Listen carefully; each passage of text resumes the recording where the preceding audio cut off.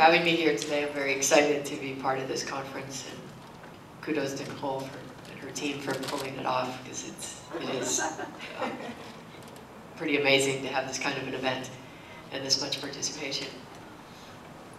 So I have to say, when I started, it was really a survival versus an intentional kind of model.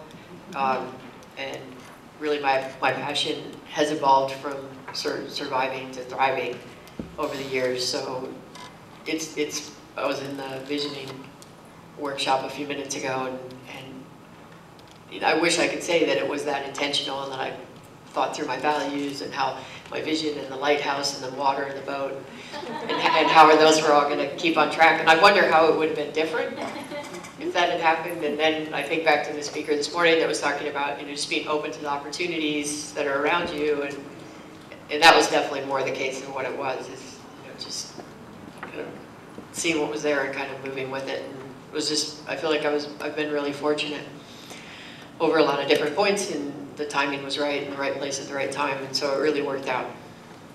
So with that, my story begins in Lake Tahoe in 1987.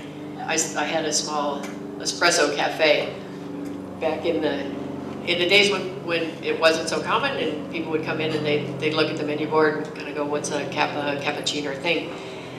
And so it was really new, but they would come back and get another one, so it did seem like there was some traction here. The difficulty I had was I'm really shy, so this is kind of a big deal for me to even get up here and do this, but it's one of my goals and intentions to get more practice at it. But the public was really a challenge for me.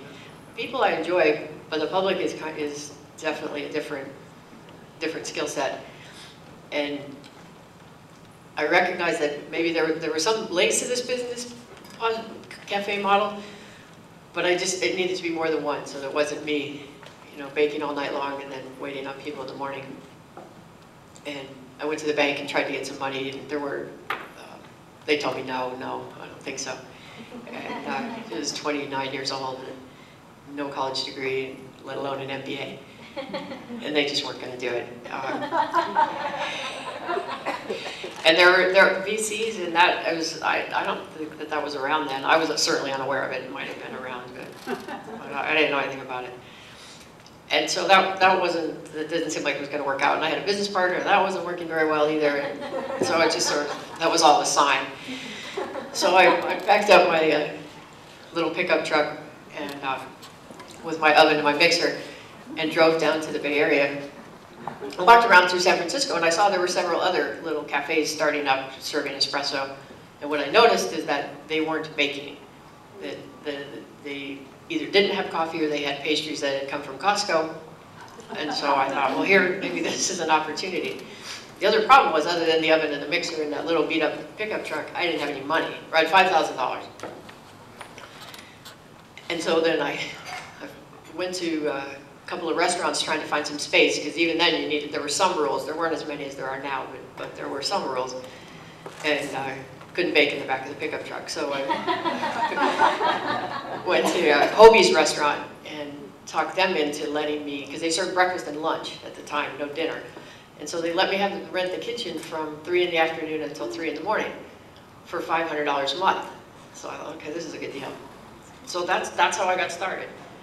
And then I baked their pastries for a long time, and they had seven locations. So that was kind of a rent and first customer all in the same whack. Sorry? I thought I heard a question. No? Okay. Feel free to ask a question. And after about 6 months, I was able to move out of that, because it's not an ideal arrangement. And I know Mary was sharing that she worked in the back of somebody else's place. It's kind of like having roommates and stuff. It's just and worse. You need your own space. And so I was able to move into 1,000 square feet of space that had been a pizza kitchen. So it already had some infrastructure. They went out of business, and they just sort of left everything. They left the sink, they left the refrigerator, they left the oven. So it was really fortuitous. And it worked out well, and by then I had two people working with me. Because because my little beat-up pickup truck didn't work very well, and so I tried to drive it as little as possible, and I was cycling to this place where I didn't really have a place to live either. Was the other problem, so I was just kind of couch surfing between different friends, and so I was cycling after about a 30-hour stint and fell into a drain ditch and broke my arm, had a concussion and several other things. And so I needed some help, and so one of the guys that was working as a dishwasher at Hoagie's said, "Oh, my brother needs a job," and so he kind of linked us together.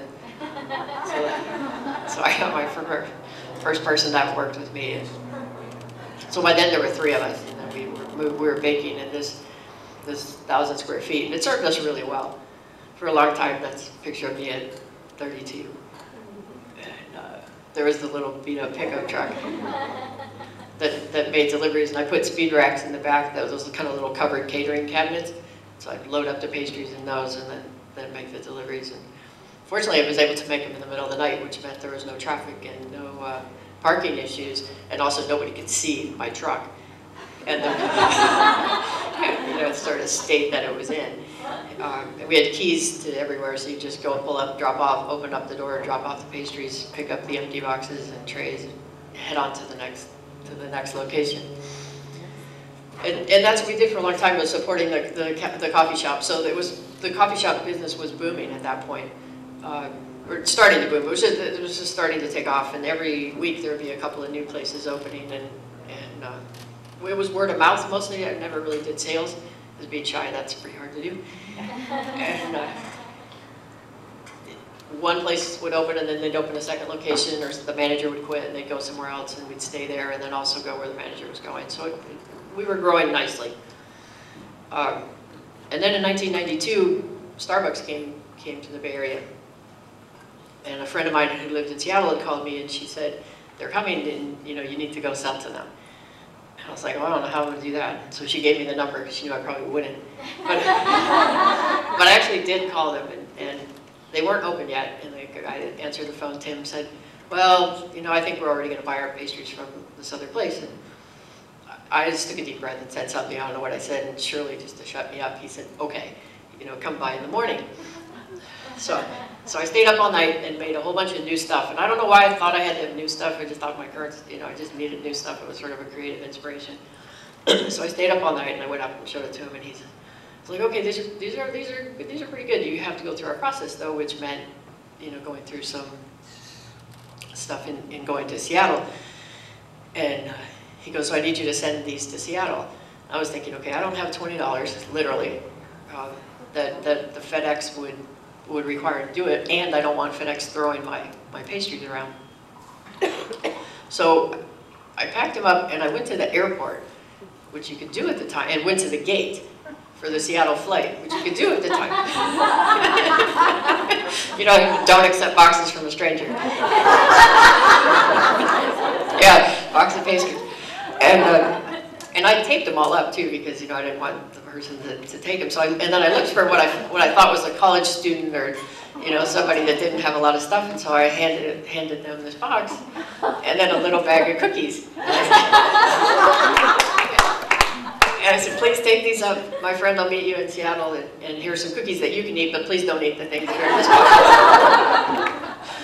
And so I had to do that twice, and it actually worked. I picked them up and did that, and then the corporate woman in Seattle was going to come down, and she said, "Well, the final step is to come to the bakery and do an inspection and make sure you're okay."